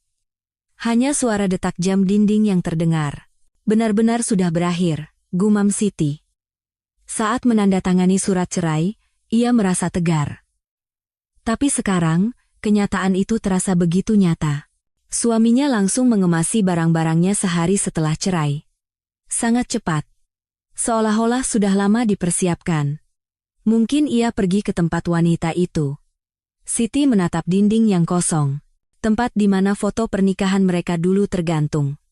Entah suaminya yang membawanya atau membuangnya. Apa yang harus kulakukan sekarang? Siti melamun. Wanita yang telah menjadi ibu rumah tangga selama lebih dari 30 tahun, sekarang harus hidup sendiri. Beberapa hari lalu ia merasa tegar, tapi begitu sendirian, rasa takut menyergap. Ia harus mencari pekerjaan, mencari rumah baru. Setelah pembagian harta selesai, ia bisa mendapatkan rumah kecil dengan uang itu, tapi itu saja tidak cukup. Ia membuka kulkas. Kosong. Harusnya ia berbelanja, tapi tidak ada tenaga. Ia hanya duduk di sofa, menatap langit-langit dengan hampa. Entah berapa lama waktu berlalu. Terdengar suara pintu depan terbuka. Ibu. Itu suara putrinya, Dian. Siti menoleh. Dian, kau datang? Ibu, kenapa duduk di sini saja? Dian masuk membawa kantong besar. Sepertinya ia habis berbelanja. Aku belanja sedikit. Kulkas ibu kosong. Terima kasih. Siti tersenyum lemah. Dian duduk di samping ibunya. Wajah ibu pucat. Sudah makan? Belum. Aduh, Bu. Tidak boleh begitu. Dian pergi ke dapur dan mulai menyiapkan makanan. Siti menatapnya dan matanya terasa panas. Anak yang harusnya kurus, sekarang malah mengurusku. Tak lama kemudian, Dian membawa makanan sederhana. Sup sayur dan nasi. Ayo, Bu, makan. Iya. Mereka duduk berhadapan dan makan. Dian terus menatap ibunya dengan cemas. Bu, benar-benar tidak apa-apa? Iya, tidak apa-apa. Bohong. Kelihatan dari wajah ibu. Perkataan Dian membuat Siti tersenyum. Kebohongannya terbongkar. Dian, jujur saja, ibu memang takut. Tentu saja. Tiba-tiba sendirian. Tapi ibu tidak menyesal. Soal cerai itu. Siti berkata dengan tegas. Sungguh? Iya. Hanya saja masa depan terasa tidak pasti. Siti meletakkan sendoknya. Harus cari kerja, cari rumah. Memulai lagi di usia 56 tahun tidak mudah. Bu, aku akan bantu. Tidak usah. Kau sudah sangat membantu. Siti memegang tangan putrinya. Dian, urus saja hidupmu. Ibu bisa urus diri sendiri. Ibu kuat. Siti memaksakan senyum. Tapi senyum itu tampak sedih. Dian ragu sejenak, lalu membuka mulut. Bu, aku masih tidak mengerti. Kenapa ibu begitu mudah? Bukan mudah, tapi kenapa ibu tidak marah pada ayah dan langsung menerimanya? Suara Dian dipenuhi rasa penasaran. Siti menghela napas. Dian, ibu sudah tidak punya tenaga untuk marah. Selama 30 tahun ibu menahannya, sekarang sudah tidak ada lagi sisa energi untuk bertengkar. Siti menatap keluar jendela. Dan jujur saja, ibu merasa sedikit lega. Lega? Iya. Tidak perlu lagi melihat wajah ayahmu, tidak perlu lagi mendengar omongan nenekmu, tidak perlu lagi menderita di dapur setiap lebaran. Siti tersenyum getir. Memang menakutkan dan tidak pasti, tapi di saat yang sama, aku merasa bebas. Melihat ibunya, Dian berkaca-kaca. Bu, aku tidak tahu. Aku tidak tahu ibu begitu menderita. Ibu tidak ingin menunjukkannya pada kalian. Ibu selalu pura-pura baik-baik saja. Maafkan aku, Bu. Kenapa kau yang minta maaf? Ini bukan salahmu. Siti memeluk putrinya. Dian menangis pelan di pelukan ibunya. Bu, mulai sekarang aku akan berada di pihak ibu. Aku kecewa pada ayah. Terima kasih Dian. Mereka berpelukan beberapa saat. Setelah selesai makan, Dian mencuci piring. Siti duduk di ruang tengah, menyalakan televisi, tapi isinya tidak masuk ke kepalanya. Bu, aku harus pergi sekarang. Ada urusan di kantor. Iya, haci-haci. Bu, besok aku datang lagi. Tidak usah sering-sering. Kau kan sibuk. Ibu lebih penting. Dian memeluk ibunya erat. Bu, kalau ada apa-apa, telepon aku, ya. Iya. Setelah Dian pergi, rumah kembali sepi. Siti sendirian lagi. Jam menunjukkan pukul 2 siang. Hari terasa sangat panjang. Siti berbaring di tempat tidur. Menatap langit-langit, ia berpikir. Apa keputusanku sudah benar? Ia tidak menyesal bercerai. Hidup lebih lama dengan suaminya tidak terbayangkan, tapi hidup sendiri juga tidak mudah. Terutama di malam hari, rasa sepi semakin terasa. Beberapa malam lalu ia bermimpi buruk. Mimpi tersesat. Tidak tahu harus kemana, hanya berputar-putar di tempat yang sama. Saat terbangun, seluruh tubuhnya basah oleh keringat. Apa aku tersesat? Siti merasa cemas. Tapi keesokan paginya, ia harus bangkit lagi. Mandi, berpakaian, makan. Ia harus bertahan hari demi hari. Selama seminggu, Siti melamar ke beberapa tempat. Kasir supermarket, pelayan restoran, petugas kebersihan. Tidak mudah karena usianya. Maaf, kami mencari yang lebih muda. Anda tidak punya pengalaman, ya? Maaf. Penolakan demi penolakan menumpuk. Siti semakin lelah. Suatu malam, Siti sedang makan mie instan sendirian. Di televisi ada sinetron, tapi ia tidak tahu ceritanya. Saat itu, telepon berdering. Adiknya, Mbak, ini aku. Iya, Dick. Mbak, tidak apa-apa? Ibu khawatir. Iya, tidak apa-apa. Bohong. Dari suaramu kedengaran tidak baik-baik saja. Adiknya sangat mengenalnya. Mbak, kalau sulit, pulang saja ke rumah ibu. Ibu juga kangen. Tidak usah, Dick. Aku bisa sendiri. Siti berusaha terdengar ceria, tapi adiknya tidak tertipu. Mbak, jangan semuanya dipikul sendiri, ada kami. Terima kasih. Tapi aku benar-benar tidak apa-apa. Setelah menutup telepon, Siti kembali menangis. Entah kenapa ia jadi sering menangis. Apa aku terlalu lemah? Siti memarahi dirinya sendiri. Bukan saatnya begini, harus bangkit. Tapi tubuhnya tidak mau menurut. Ia hanya duduk termangu di sofa. Malam semakin larut. Jam menunjukkan pukul 11. Siti berbaring di tempat tidur. Sisi sebelahnya kosong. Tempat yang selama 30 tahun diisi seseorang. Sekarang, tempat itu akan selamanya kosong. Siti memejamkan mata. Besok pagi, ia harus bangun lagi. Begitulah cara bertahan hari demi hari. Bertahan sedikit lagi, kata Siti pada dirinya sendiri, sedikit lagi. Sebulan berlalu. Budi Santoso duduk di kamar kosnya yang sempit, sedang menyeduh mie instan. Pria berusia 61 tahun yang menyeduh mie sendirian tampak menyedihkan. Ia menuangkan air panas dan menutup cangkirnya. Harus menunggu 3 menit. Budi menatap keluar jendela. Melalui jendela kecil, terlihat gedung-gedung abu-abu. Tempat ini sangat berbeda dengan apartemennya dulu. Kenapa jadi begini? Gumam Budi. Beberapa hari pertama setelah cerai terasa menyenangkan. Ia merasa bebas, menganggapnya sebagai awal yang baru. Bersama wanita itu, Meli yang berusia 35 tahun, ia memimpikan masa depan yang cerah, tapi kenyataan berbeda. Gosip menyebar di kantor. Gosip bahwa Budi selingkuh dengan rekan kerja junior dan bercerai. Tatapan rekan-rekannya menjadi dingin. Pak Budi, apa itu benar? Pak, harusnya Bapak mempertahankan keluarga. Terdengar bisikan-bisikan. Budi setiap kali pura-pura tidak mendengar, tapi hatinya berat. Dan seminggu yang lalu, ia dipanggil oleh atasannya. Pak Budi. Iya, Pak Direktur. Saya dengar gosip tentang Anda. Suara direktur itu dingin. Itu, maaf, Pak. Kita harus menjaga citra perusahaan. Promosi jabatan kali ini sepertinya sulit. Mendengar itu, Budi merasa kepalanya dipukul. Promosi jabatan.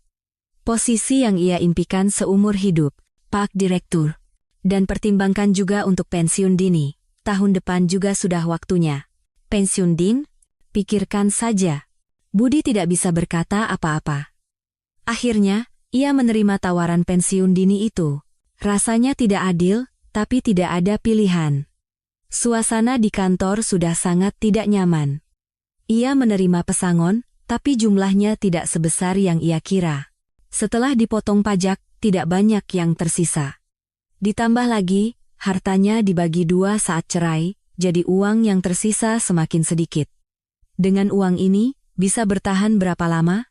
Budi menatap buku tabungannya dan menghela napas. Mie instannya sudah matang. Saat membuka tutupnya, uap mengepul.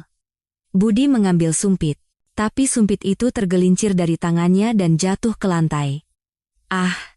Budi membungkuk untuk mengambilnya. Tapi pinggangnya sakit. Mungkin karena sudah tua, tubuhnya tidak sekuat dulu. Dengan susah payah ia mengambil sumpit dan mencucinya. Lalu ia duduk lagi, dan mulai makan mie. Siti apa kabar, ya? Tiba-tiba ia teringat istrinya. Atau lebih tepatnya, mantan istrinya. Siti selalu menyiapkan makanan dengan baik. Setiap hari ada nasi hangat dan lauk pauk. Ada sup, ada sambal. Sekarang, Budi setiap hari makan mie instan atau nasi bungkus. Tapi ini kan pilihan untuk kebebasan, Budi menenangkan dirinya. Ia pikir, bersama Meli, semuanya akan baik-baik saja. Tapi belakangan ini Meli jarang mau bertemu.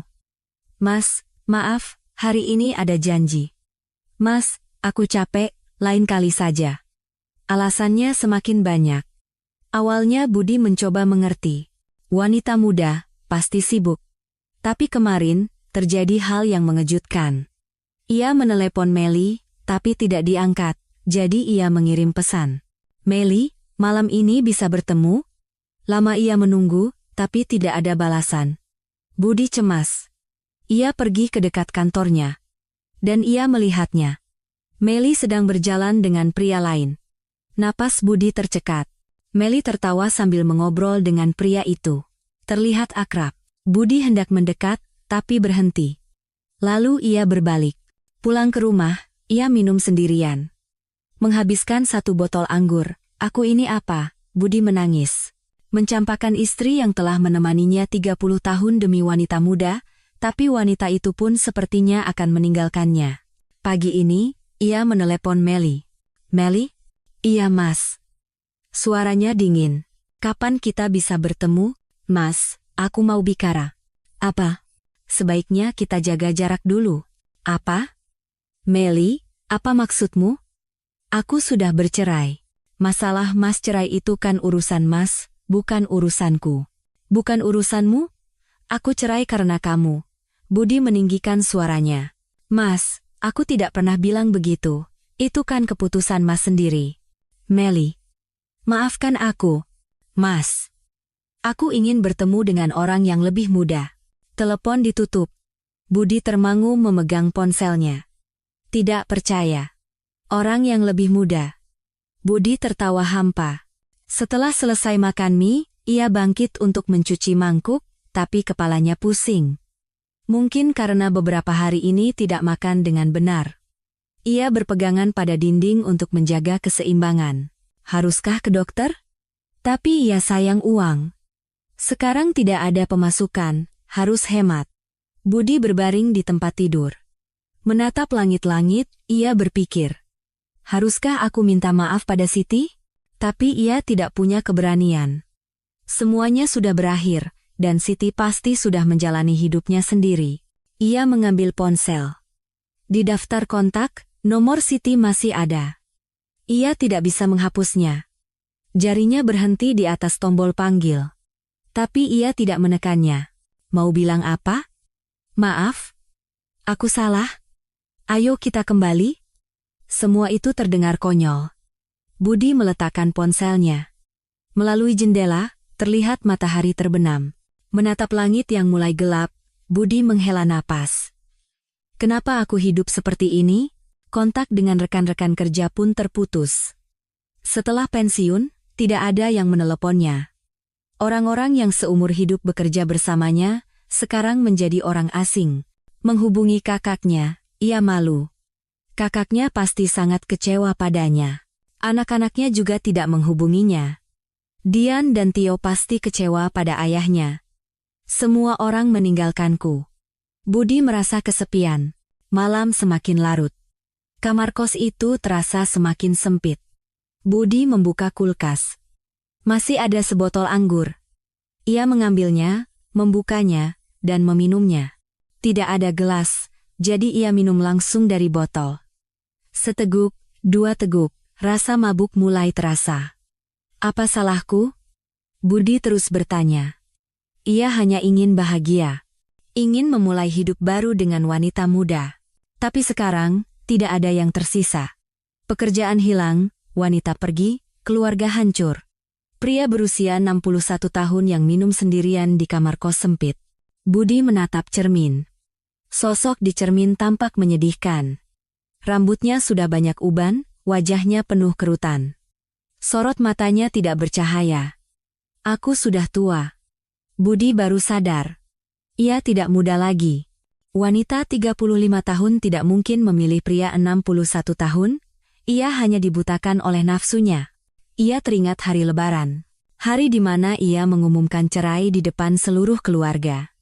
Ia pikir Siti akan hancur, akan menangis dan memohon. Tapi Siti berbeda. Ia berkata, Alhamdulillah, baguslah. Dan tanpa ragu menandatangani surat cerai. Saat itu ia kaget, tapi sudah terlambat. Aku tidak menyangka wanita itu akan melepaskanku semudah ini, Budi menyesal. Tapi sudah tidak bisa diubah. Setelah menghabiskan anggur, rasa sepi semakin menjadi. Minuman keras bukan mengurangi kesepian, tapi malah memperbesarnya. Budi terkapar di tempat tidur. Besok pagi, ia harus bangun sendirian lagi. Pagi tanpa ada yang membangunkan, tanpa ada yang menyiapkan sarapan. "Siti, maafkan aku," gumam Budi. Tapi tidak ada yang mendengarnya. Hanya monolog pria kesepian di kamar kos sempit. Malam semakin larut, dan Budi pun tertidur. Dalam mimpinya, ia melihat rumahnya. Ruang tengah yang luas, meja makan yang hangat, dan Siti. Tapi saat terbangun, semua itu akan lenyap. 3 bulan berlalu. Musim hujan berlalu, musim kemarau tiba. Pagi itu, sinar matahari hangat masuk melalui jendela. Siti terbangun pukul 6 pagi. Bukan karena alarm, tapi karena terbangun secara alami. Ia bangkit dari tempat tidur dan membuka jendela. Udara segar masuk. Meskipun hanya kamar kos kecil, ia sudah terbiasa. "Ini ruanganku," gumam Siti. Ia suka karena kamar kecil ini adalah miliknya sendiri. Ia mandi dan berganti pakaian. Seragam supermarket. 2 bulan lalu, ia mulai bekerja sebagai kasir di supermarket dekat rumah. Awalnya sulit. Pekerjaan pertama di usia 56 tahun, harus belajar menggunakan mesin kasir dan canggung melayani pelanggan. Tapi sekarang sudah terbiasa. Siti bisa menyapa pelanggan dengan senyum. "Selamat datang." "Terima kasih, silakan datang kembali." Sapaan sederhana, tapi Siti mengucapkannya dengan tulus. Pemilik supermarket juga orang yang baik. "Bu Siti, terima kasih atas kerja kerasnya." "Tidak, Pak. Saya senang. Pelanggan suka dengan Ibu, loh," katanya senyum ibu manis.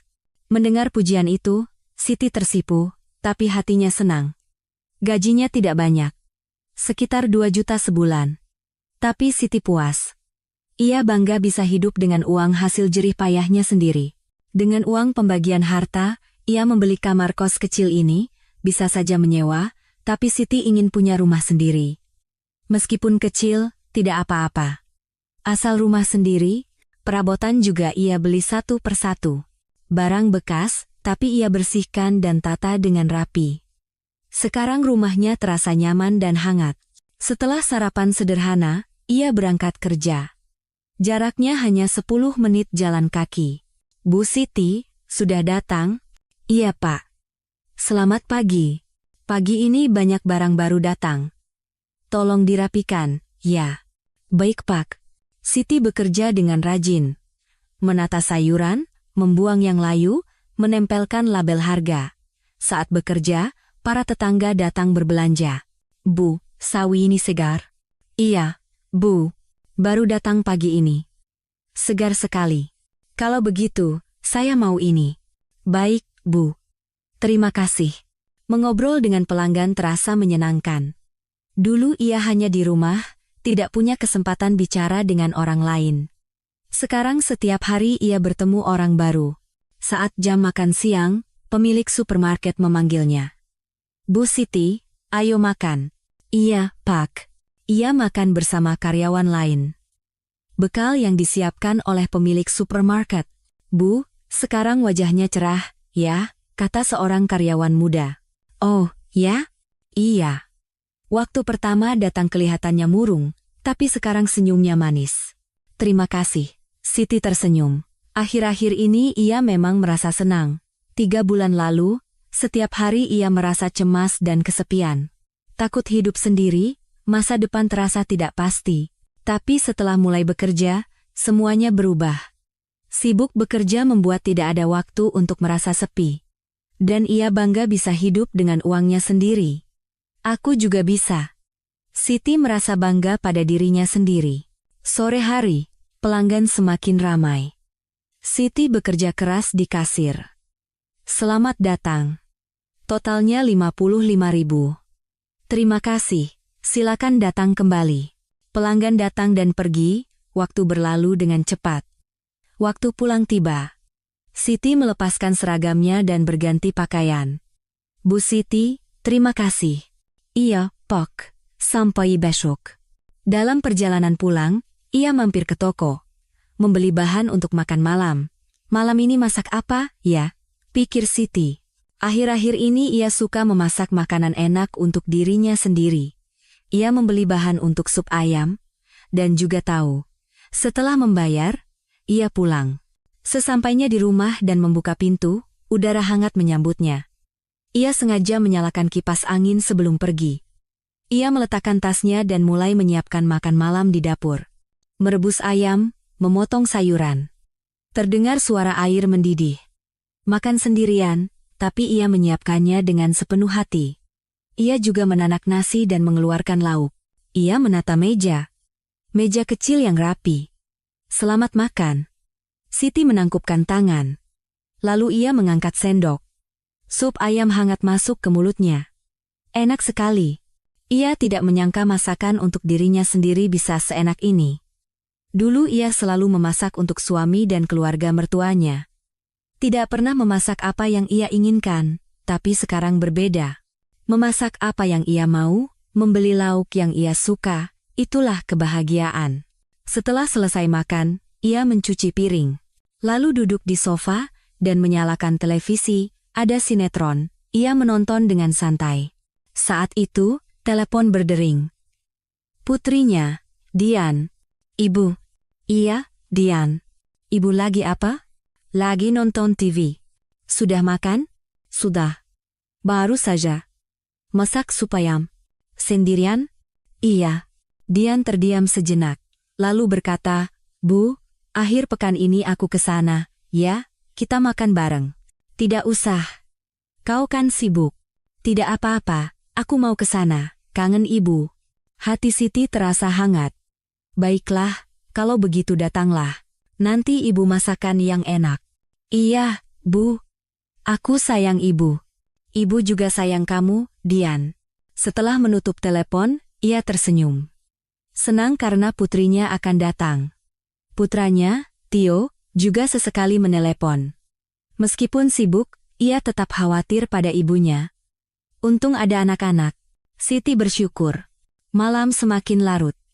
Siti berganti piyama dan berbaring di tempat tidur. Menatap langit-langit, ia mengenang 3 bulan terakhir. Awalnya sangat sulit. Ia banyak menangis dan cemas. Tapi ia berhasil melewatinya. Menemukan pekerjaan, membeli rumah, dan memulai hidup baru. Tentu saja tidak sempurna.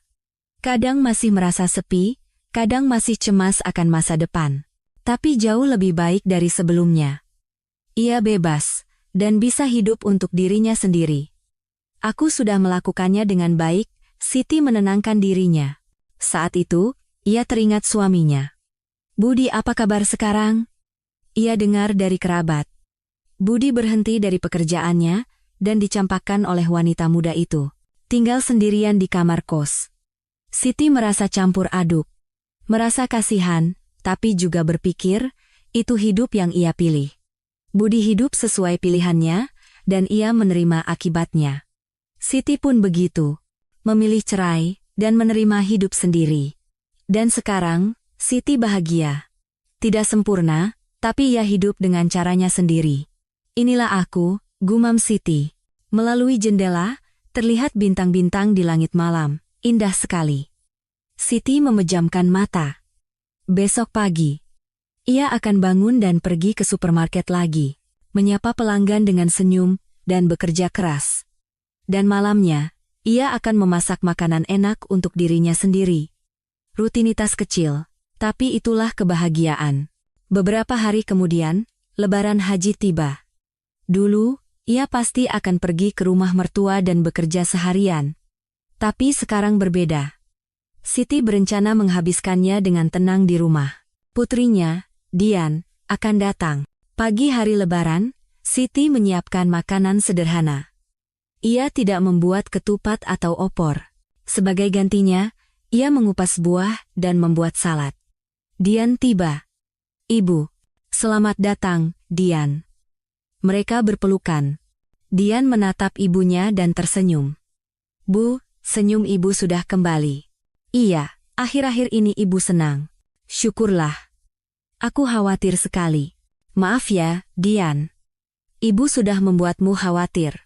Tidak apa-apa. Yang penting sekarang ibu bahagia. Mereka duduk dan makan bersama. sambil mengobrol. Bu, sekarang sudah benar-benar tidak apa-apa? Iya, Dian, tidak apa-apa. Malah lebih baik. Zonggu? Iya. Aku tidak tahu kalau hidup untuk diri sendiri bisa semenyenangkan ini, Siti serius. Bu, aku menghargai pilihan ibu. Awalnya aku tidak mengerti, tapi sekarang aku tahu. Ibu juga berhak bahagia. Mendengar perkataan Dian, mata Siti berkaca-kaca. Terima kasih, Dian. Bu, ayo kita hidup dengan baik ke depannya. Iya. Mereka berpelukan lagi. Saat itu, bel pintu berbunyi. Siti bingung. Siapa, ya? Saat membuka pintu, ibu mertuanya berdiri di sana. Nenek berusia 86 tahun itu memegang tongkat. Ibu? Siti terkejut. Boleh ibu masuk? Iya, Bu. Silakan masuk. Ibu mertua masuk. Dian juga kaget dan berdiri. Nenek? Dian juga di sini, ya. Nenek, kenapa ke sini? Ibu mertua menatap Siti, lalu berkata singkat, Siti, maafkan ibu. Bu, ibu salah pada menantu ibu. Ibu sudah membuatmu sangat menderita. Sekarang, hiduplah dengan tenang. Mata ibu mertua berkaca-kaca. Ibu, Budi, anak itu, sudah salah. Sebagai ibunya, ibu minta maaf. Siti memeluk ibu mertuanya. Mereka berdua berdiri begitu beberapa saat. Dian menatap pemandangan itu dan diam-diam menyeka air matanya. Sore itu, di musim kemarau yang hangat. Di sebuah kamar kos kecil, 3 orang duduk minum teh bersama. Siti menatap keluar jendela. Sinar matahari bersinar hangat.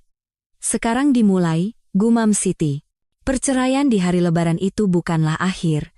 Itu adalah awal yang baru. Dan sekarang, Siti sedang menjalani hidupnya sendiri. Dengan bahagia. Siti, yang menerima pengumuman cerai di hari Lebaran dan dengan tegar berkata Alhamdulillah, baguslah, sambil menandatangani surat cerai.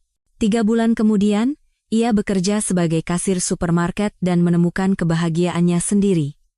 Perkataan bahwa usia hanyalah angka, kita rasakan kembali melalui kisah Siti. Dukungan Anda akan menghasilkan cerita yang lebih baik. Subscribe, like, dan nyalakan notifikasi untuk mengikuti cerita selanjutnya. Semoga hari Anda bahagia.